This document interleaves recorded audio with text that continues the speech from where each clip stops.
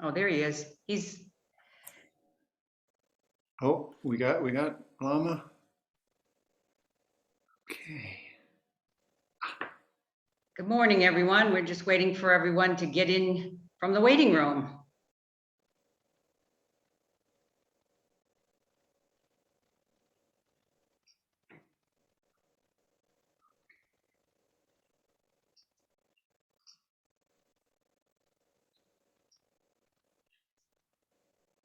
Mute me.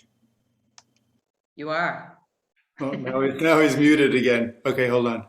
How's that? Is that better? Yes. Thank you.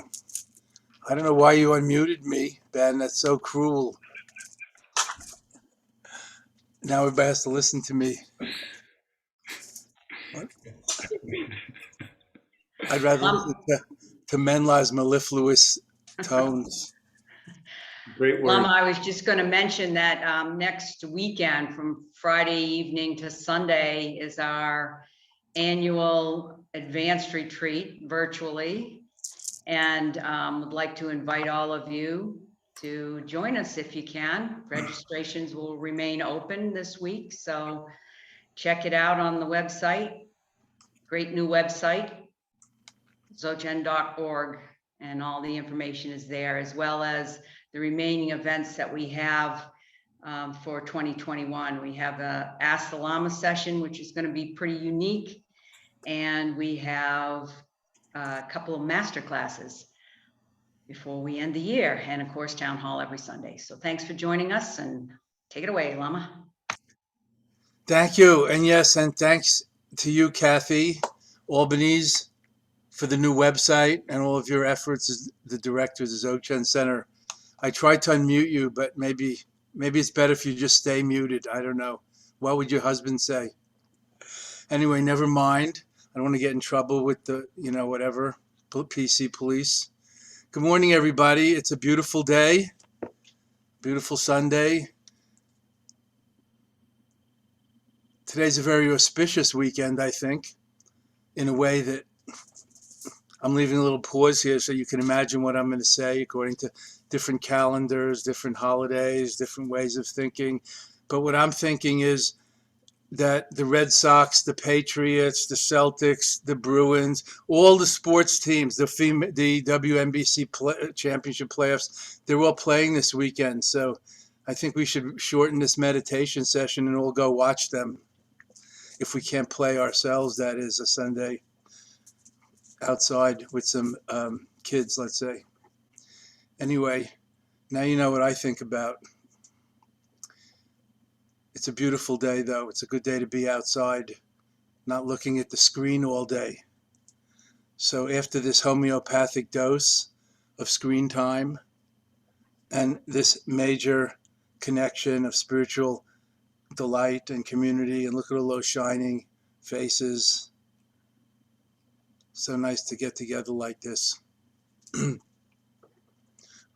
Autumn, time to unmask before we go trick-or-treating and see what Yama, the Lord of Karma, has in store for us this year, a trick or a treat, depending on whether we've been good or bad boys and girls this year. Or maybe that's Santa. Who can remember? I get my archetypes, gods and goddesses, mixed up. There are so many to keep track of in these days of international multicultural diversity.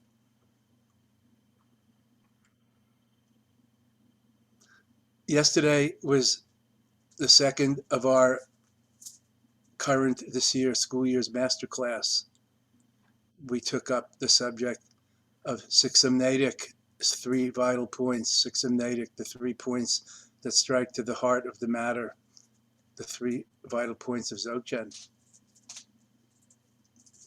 One of the most central and classic Dzogchen texts and teachings from the oral tradition, first written down 100 years ago by Patrul Rinpoche, the enlightened vagabond of Eastern Tibet, the great Patrul Rinpoche. So I hope if you're following these things, you'll look into that. If you haven't already, there's a wonderful book called The Golden Letters, translated by John Reynolds, about that. The view, the meditation and action, the ground, the path and fruit. of the great perfection, the glimpse or introduction, the checking out or ascertaining it with great certainty, second and third stabilization, glimpse, maturation, and stabilization in 3 short words. The 3 vital points, 6 hymnatic. There are many translations of the title. 3 words, pointer, 6 hymnatic. Anyway, today's a beautiful day. Let's be beautiful together. Awaken in the spirit, awaken in the presence. It's very interesting to notice that the learned and realized commentator on the 6 hymnatic, the 3 vital points, Namkhai Norbu Rinpoche, who's quoted often in that yellow paperback book in English called Golden Letters. He translates the key Dzogchen term Rigpa, often translated as awareness. I would have to say infinite awareness, awareness with a capital A, awareness with an A plus. He translates it as presence with a capital P. He's a learned Lama who grew up in Tibet. He also knows English and Italian since he lived in Italy as a refugee in the 70s, 80s, and 90s. He's gone now. Presence, which is an interesting thing to think about, less anthropomorphic or humanizing, more transcendent, awakening in the presence, being present, the practice of presencing, cultivating presence, and so on. Not just mindfulness, which seems to have a lot of mind involvement in concepts, not just awareness, which seems to be a very anthropomorphic, and we have to use these words if we're going to talk about theology, anthropomorphic, human-centric thinking, but presence, a little bit beyond human-centric thinking, anthropomorphism.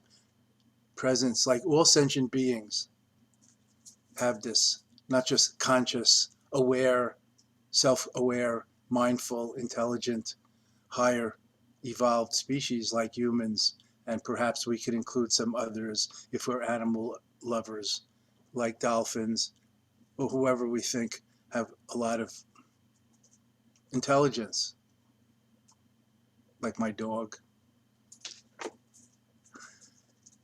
Anyway,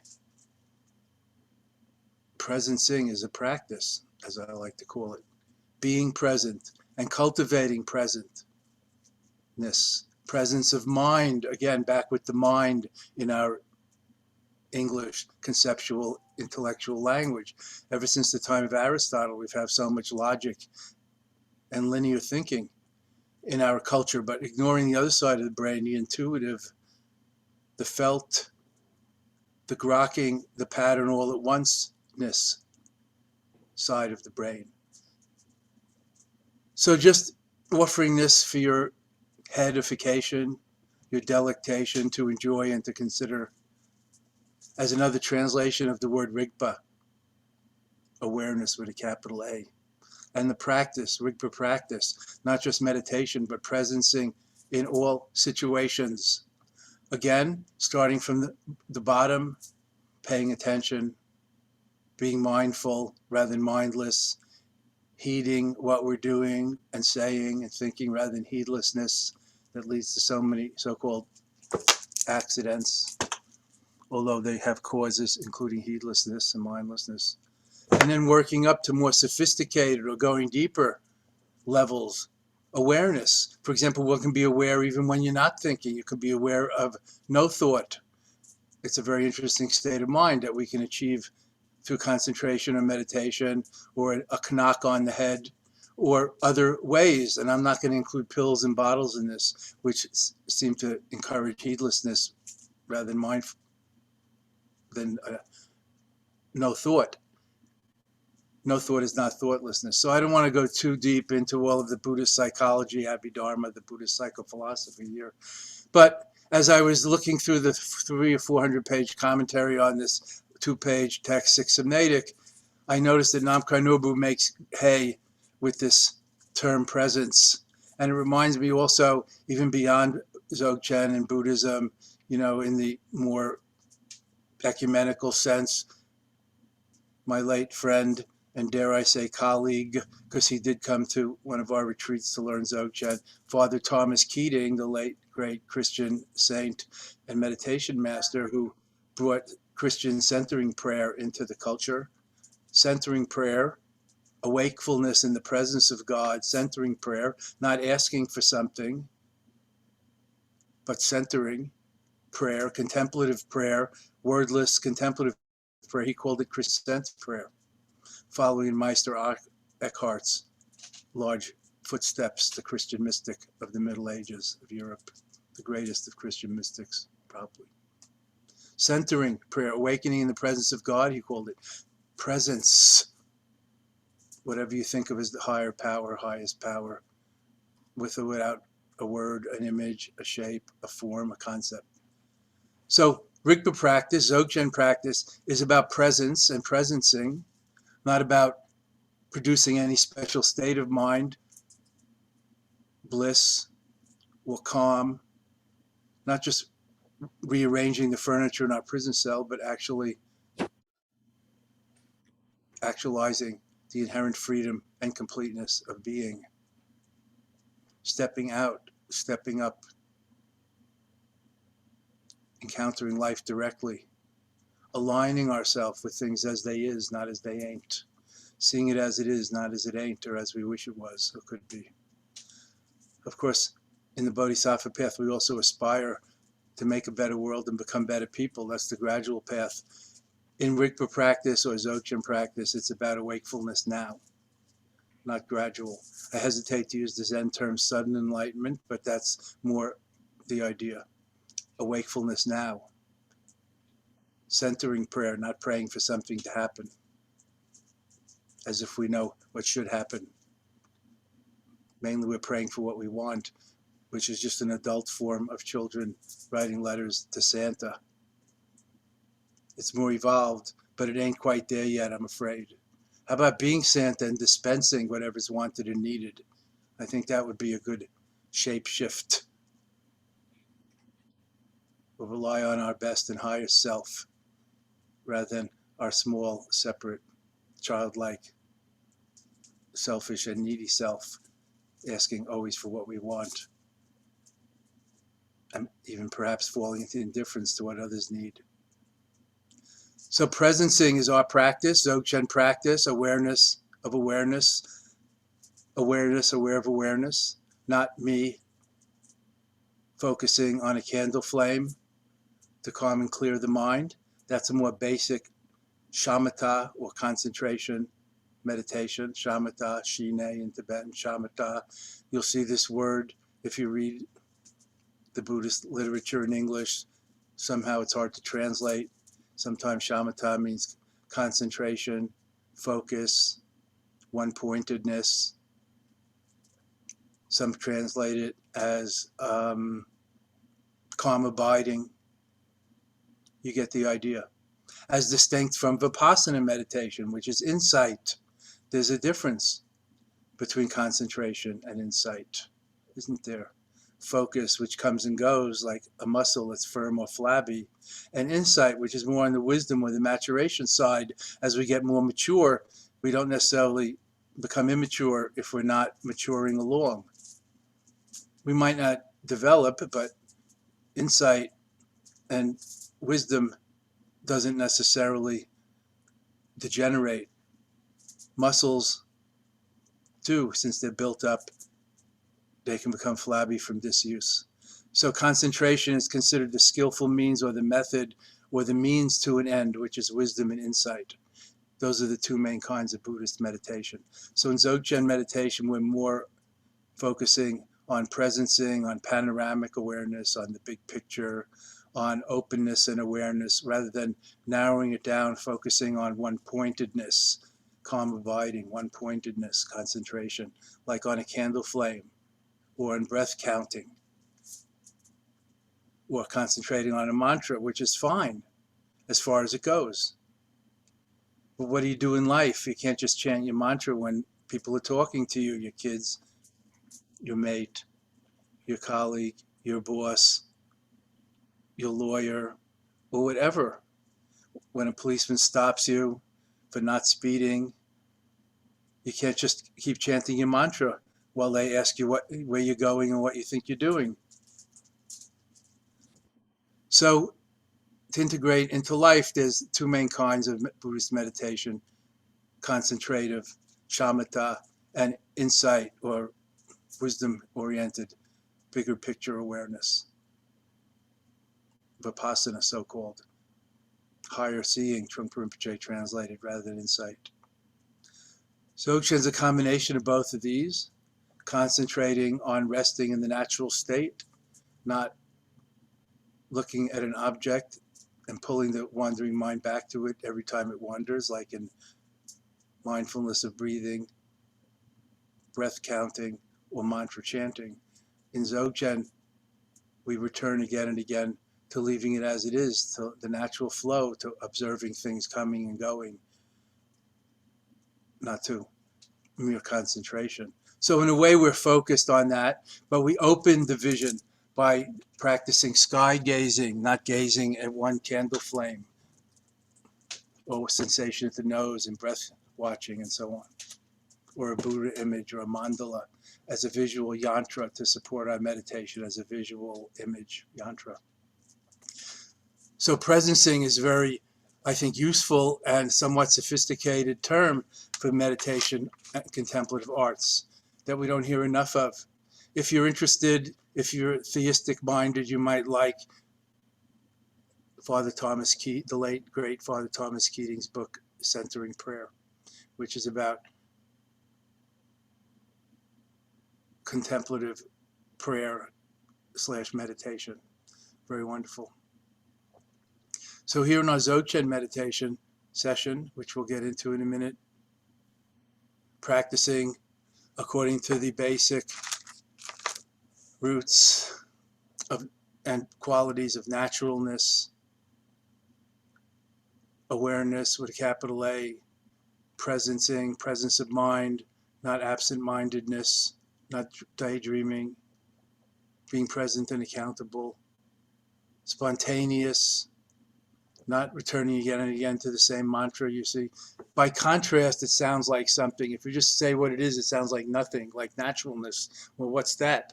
But by contrast to breath counting, it's quite different. Like walking in the woods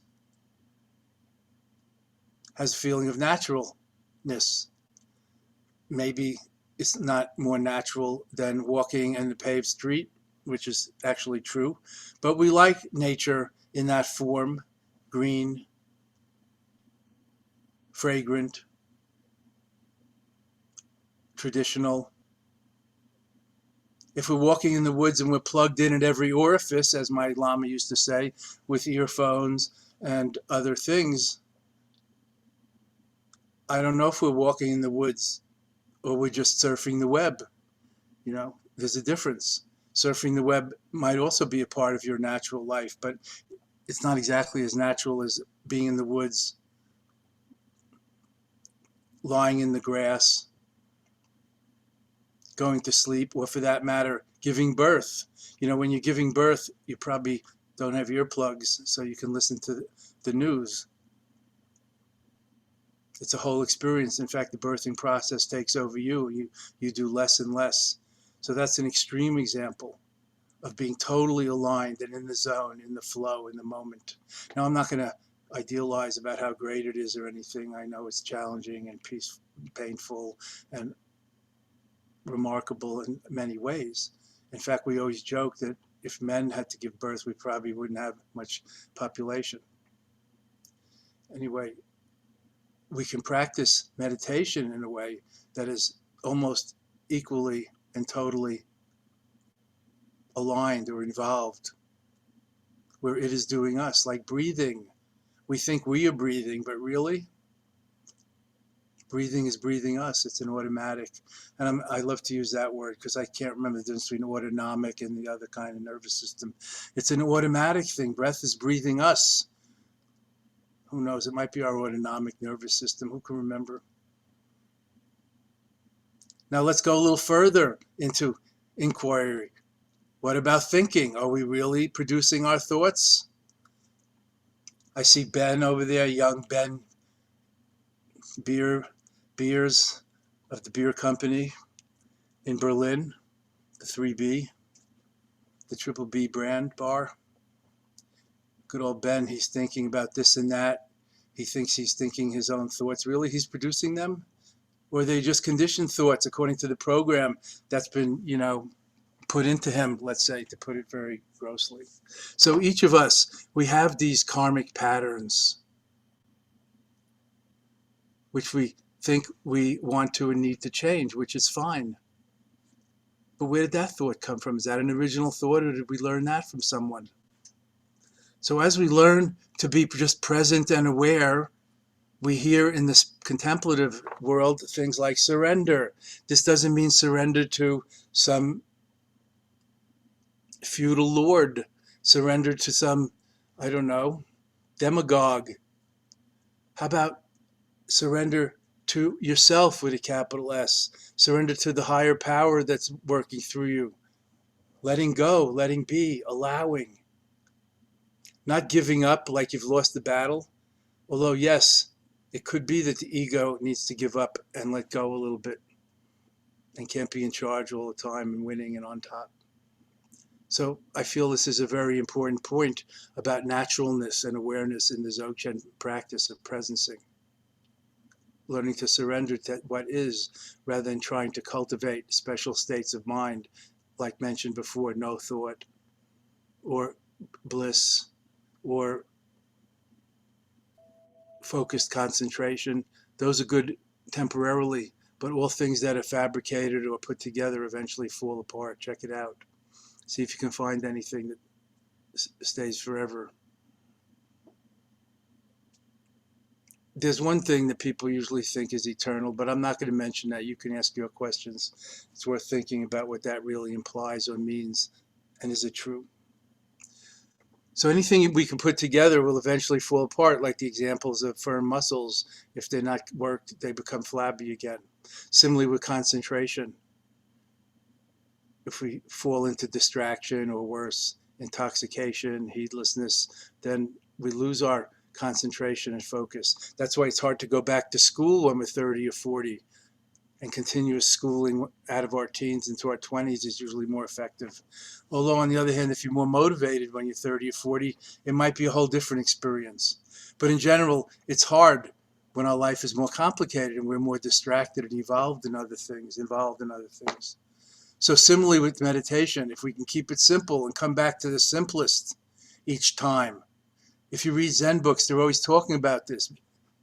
The famous book, Zen Mind, the Beginner's Mind. They're always talking about this beginner's mind, the freshness, the innocence, coming back to the simplicity in Zen meditation, starting with breathing and just sitting and posture, not thinking about the void, not thinking about infinity and eternity and enlightenment. So we too come back to the basic present moment, the presence, present awareness. Oh, I think we're finding a theme here. Presence of mind, presencing, cultivating presence, being present, presencing as a practice. Breathing, relaxing, and smiling, the first three vital points. Breathing, which we don't really have to do. If you think you're doing it, then try to stop and see how that goes. Breathing, I think, will take over eventually. That's a good place to see what surrender could mean. Surrender to the idea that you're doing the breathing. Try to stop thinking and see how that goes. I'm pretty sure thinking will take over again.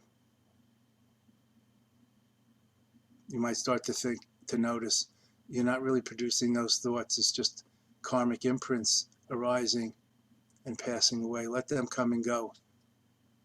And be more choiceful about the intellect, thoughts being a good servant, but a poor master, not being totally under its power. And there's so many examples of this, how to relax. Your body's automatic processes will continue. You can't force yourself to relax, but you can get used to relaxing gradually. Like on vacation, it might take you a few days to, quote, unwind. The first or second day, it's hard to relax after the momentum of the whole year. Similarly, in meditation, it might take you a few minutes or longer to relax and just be and be present. Thus, we have our little tools and techniques: bowing, lighting a candle, incense, having an altar to direct our attention, or a flower, or a panorama outside, sky gazing, not because we're sky worshipers, but as a metaphor for openness and awareness, so we can relax into it, not sitting and meditating in front of our TV at our workstation or in front of a bookcase and looking at, well, reading the spines of the books. When you're looking at the sky, there's not that much to read and think about eventually. So that's a good metaphor. In Japan, where I lived in 74 and 75 and taught English at college and studied Zen and sat in Zen retreats every month at my teacher's Zen monastery, Uchiyama Roshi's monastery, where all the foreigners flocked in Kyoto in the 60s, 70s, and 80s, Antaiji in Kyoto, Japan. The custom was to sit in rows facing the walls, rather than facing the altar or each other. So that was kind of like the sky. After a while, there's not that much to look at. The white wall or the shiny, polished bamboo floor. Not much to look at. Less sensory stimulation, more awareness of what's coming up within one's own body and mind continuum within consciousness. So that's the focus in Dzogchen presencing, in sky gazing, in Tregchud, seeing through, being through, in awareness meditation, naked awareness, Dzogchen meditation, presencing, which is what we practice here. According to the 3 points, getting back to that, natural body, natural breath and energy, natural mind, body, breath and energy, heart, mind, as it is, leave it as it is, not pumping the breath like in yoga breathing, not sitting in special asanas, natural body, natural breath and energy, natural mind, not visualizing, not trying to think about what is the meaning of some Buddhist concept like impermanence, no separate self, interconnectedness, emptiness. Those are great things to think about when it's time to think. But when it's time to meditate, we have a slightly different approach. So breathe, relax, and smile is kind of my childlike approach to the more deeper ideas of the 3 vital points. The view, seeing things as they are, not as they ain't, the bigger picture, reality. The meditation of unmeditation, non-meditation, undoing the habit of overdoing. In other words, just being, the meditation of non-meditation, and leading naturally to spontaneous, proactive, enlightened activity according to needs and circumstances, not according to our compulsions and habits. The view, meditation, and action of Dzogchen, the natural great perfection. We could go deeper into that if you read the book, if you study these things, if we, study these in Dharma teachings, the ground, the fundamental basis, the path, the practice, and third, the result of the great perfection, another level of the 3 vital points, the 3 kayas, Dharmakaya, the shining void beyond concepts, Dharmakaya, invisible, mystical, whatever you want to call it, level, Sambhogakaya, energy, visionary level, and Nirmanakaya, incarnate level, Tulku, like we say in Tibetan Buddhism, the Dalai Lama is a Tulku, incarnate Buddha. Manifestation. Our bodies is incarnate. It's a little different than invisible things like consciousness. So you get into different levels of reality this way. So when we're sitting there, we're not just sitting there trying to do nothing, which is in any way impossible. Trying is another karmic activity. Back to the basics. In the beginner's mind, there are many possibilities. In the experts, there are few. As the Zen saying goes, beginner's mind. Just breathing, just sitting, just being. Being is hard to define. So just being present, aware, lucid, luminous. I'm easing into the meditation instruction now. Just sitting, natural body, natural breath and energy, natural mind. Look at Ben with his little grin there. He's so cute. I love you, Ben. Natural body, just sitting, feeling physical sensations, pure embodiment, not doing anything, not stressing, not going anywhere, not bending out of shape like a pretzel like yoga teachers seem to make us do. Just sitting. It could be just standing, no problem. Looks like most of us are sitting, just breathing, letting the breath go, natural flow, and just being present and aware. The three pillars of natural meditation. So simple, so liberating, so free and delightful. Free and easy is another Dzogchen slogan. Doesn't sound like much, but think about intimidating old world religions, old style religions, fire and brimstone, the expiation of sins. A lot to do, many lifetimes to schlep to enlightenment or to get to heaven even.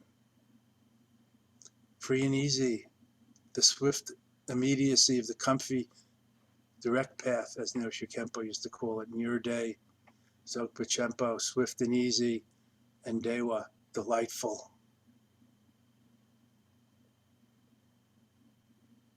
No austerities needed.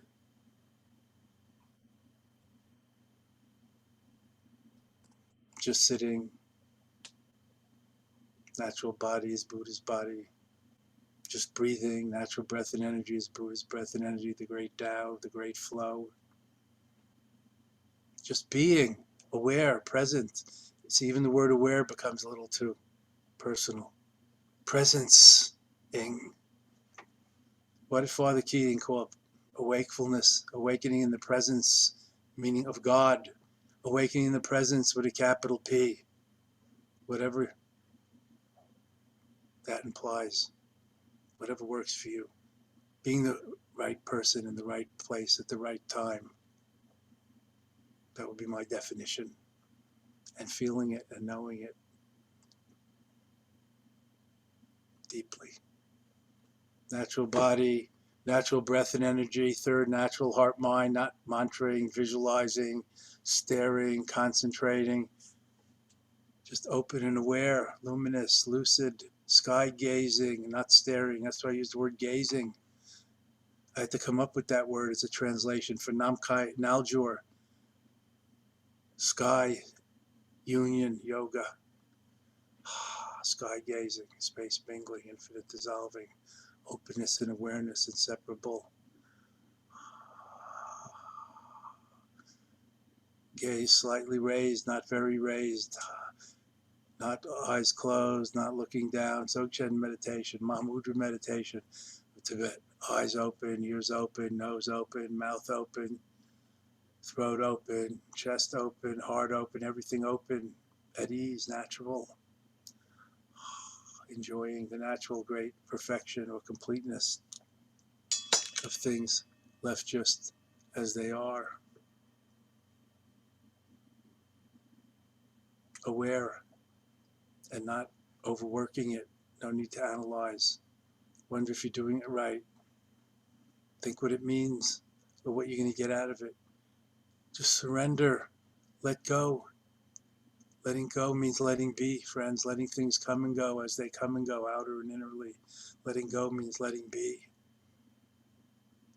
Cultivating the great equanimity, evenness, one taste,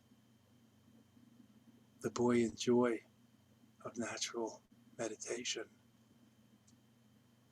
Pure presence, Rigpa.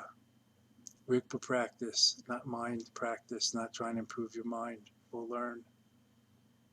Surrendering to being, coming home to being, coming home to oneself.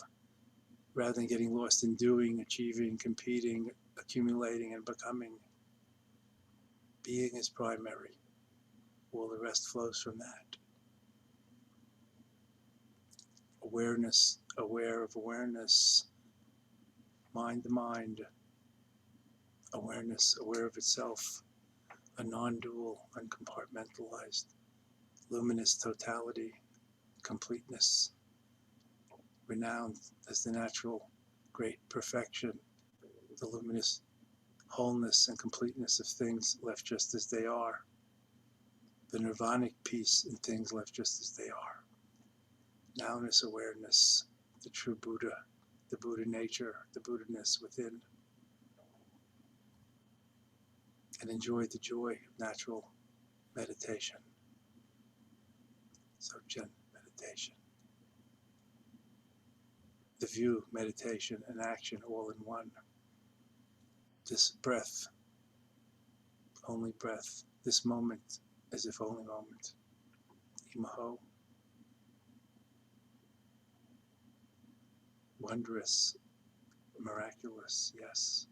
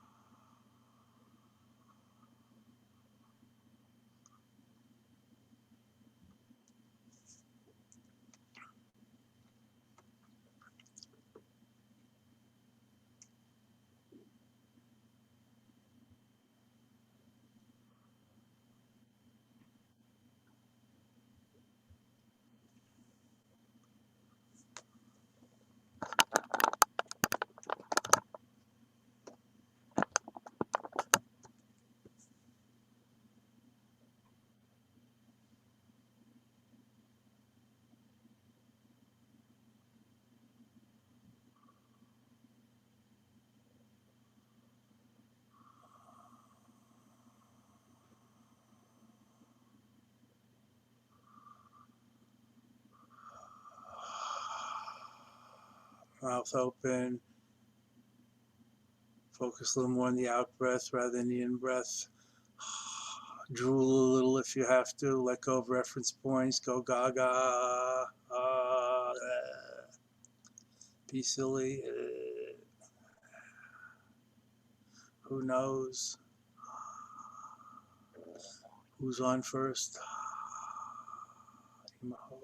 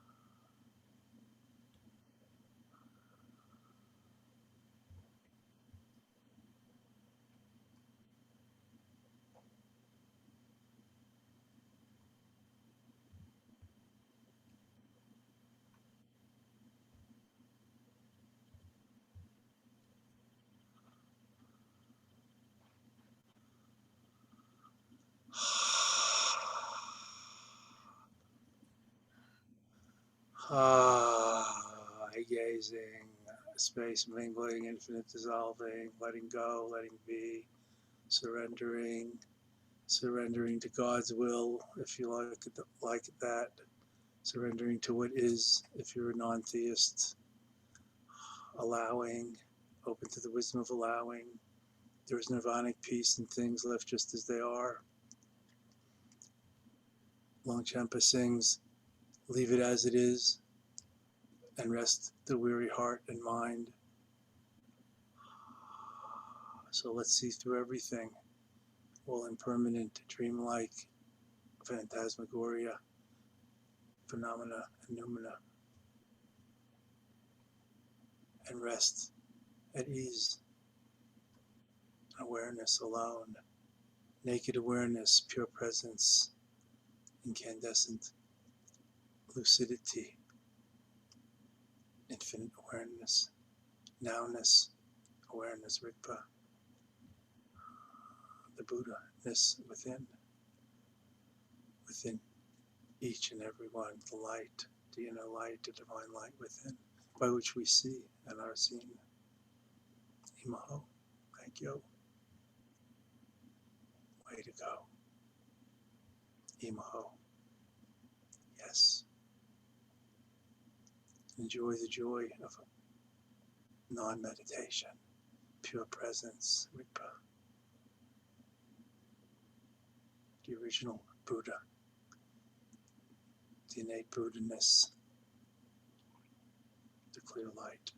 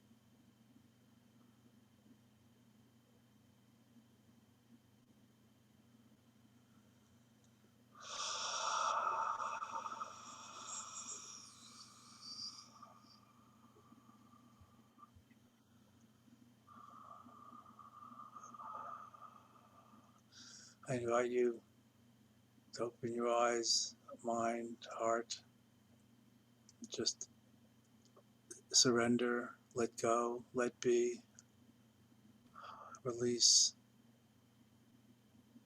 commingle, not even join or unite, see through the illusion of separateness. Here we are, one in spirit and heart and mind and practice, breathing together, inspiration, breathing the spirit in, and expiration, breathing out spirit in between, pure spirit, luminosity.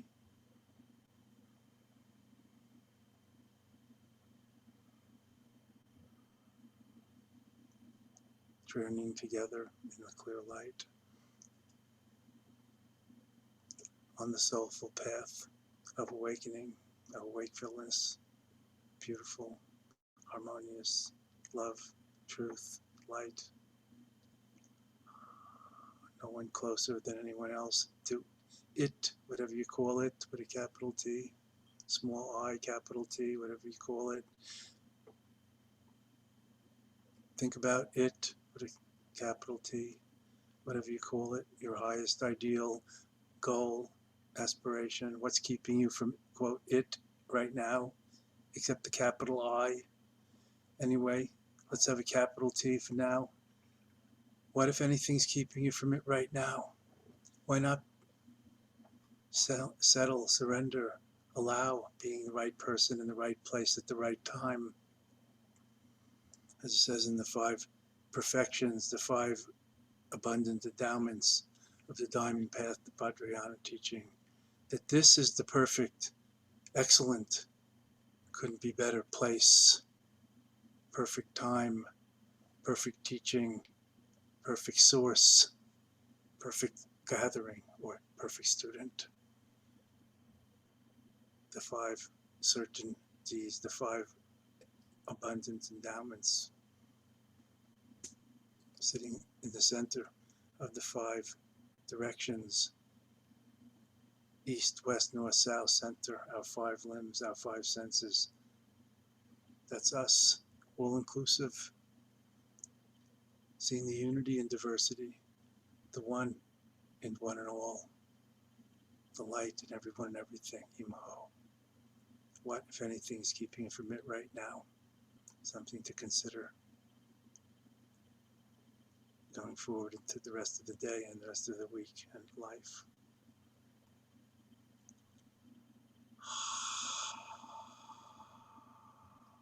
Imaho. Miraculous, wondrous, inconceivable, marvelous, Eureka, Swaha, Hallelujah, Amen. Thank you.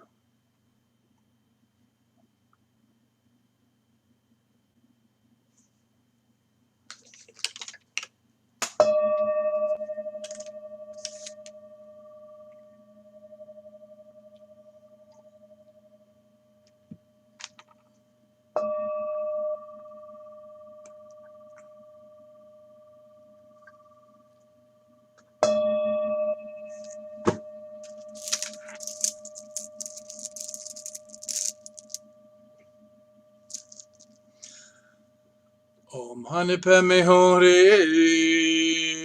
Om Mani Padme Hum. Om Mani Padme Hum. Om Mani Padme Hum. Om Mani Padme Hum. Om Mani Padme Hum. Om Mani Padme Hum. The mantra number 3. Om Mani Padme Hum. Om Mani Padme Hum. Om Mani Padme Hum. Om Mani Padme Hum. Om Mani Padme Hum. Om Mani Padme Hum. Om Mani Padme Hum. Om Mani Padme Hum. Om Mani Padme Hum. Om Mani Padme Hum. Om Mani Padme Hum. Om Mani Padme Hum. Hare. Om Mani Padme Hum Hare. Om Mani Padme Hum Hare. Om Mani Padme Hum Hare. Om Mani Padme Hum Hum Hum Hum Hum Hum.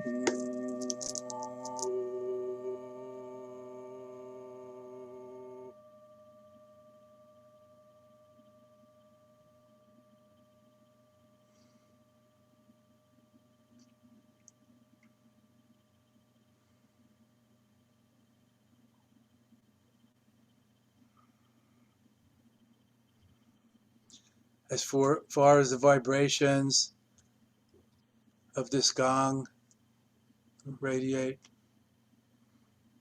and the light rays of our luminous sterling aspirations and intentions and motivation, prayers and affirmations today. May all beings everywhere be awakened, liberated, healed, fulfilled, safe, and free. And may we all together fulfill the promise of this gorgeous spiritual journey.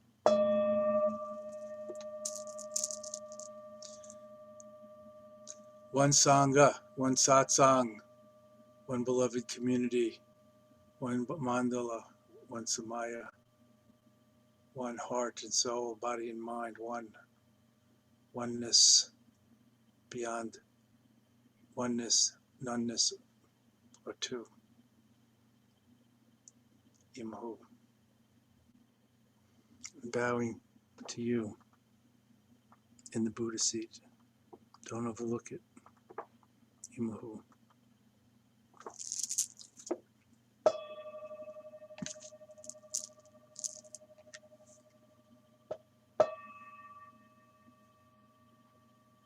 This gong seems to have a mind of its own. As I like to say, the robots are taking over.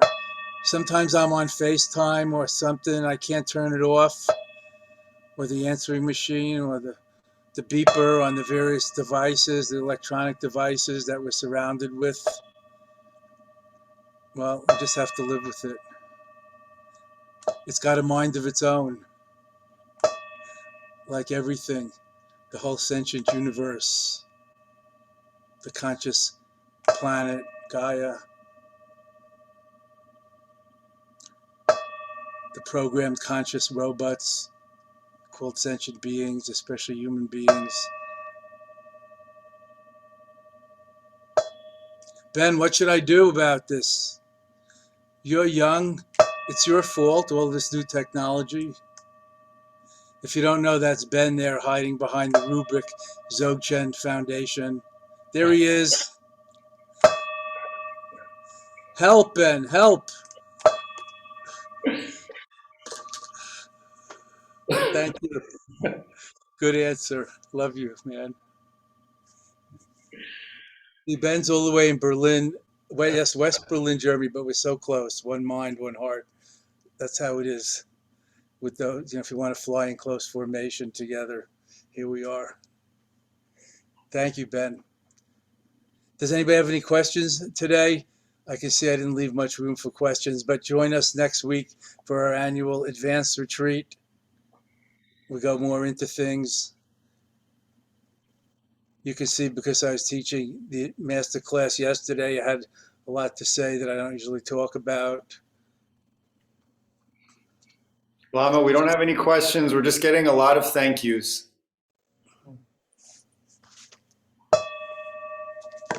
Thank you, Lama. Everything's clear. Everybody's clear. Seeing through whatever's keeping them for what they truly want, need, and aspire to. That's beautiful. How are you, Ben? You and your wife. Good. Good answer. He's so zen. You can't even get him to say anything anymore. How should we interpret that? Who knows? I don't know. What? Why me? Imahu. Imahu. Thank you. Uh, How are the yoga classes going and your classical music? all good. All good. Good. Bed's a virtuoso classical guitarist, professional, in case you don't know and you haven't had the privilege of hearing him. We have quite a talent troupe here, I see. On the other side, I don't know if you see the same picture I do. On the other side is Elizabeth Hochman, the opera singer, among other things. Who else do we have? There's Bob Schmidt, the master craftsman and builder. Who else? I have to put on my glasses. I think you were giving a gong to everybody. I'm not in control of the gong. The gong has a mind of its own, like everyone. There's Joel Sheldon, the master of the book business in Pasadena, who's hosted Dzogchen workshops and book readings. He and his lovely daughter-in-law, Amy, and their family. Who else do we have? Oh, My mom's here. Hi, Mom. Shout out to my mom. shout out. We'll give her a gong if the gong cooperates. We're proud of Ben. All right, Lama. Well, we're going to wrap it up here. We're at the top of the hour. Thank Top you of so the much. day to you. Top of the day to you, young Berliner. Thank you, Lama. Ich bin Berliner. Thank you so much, Lama. Thank you, everyone, for joining us today. Again, we have our live virtual weekend meditation retreat. It's coming up October 22nd to 24th. And we just did a wonderful masterclass yesterday, and then there's another one coming up on November 6th. So you can sign up for all of the remaining masterclasses, or you can also attend them one at a time. As always, if you find these teachings helpful, please consider donating and becoming a member of the Dzogchen Foundation. Thank you all once again. Thank you so much, dear Lama. You're very welcome. Love to one and all. Be well. Take good care. Love.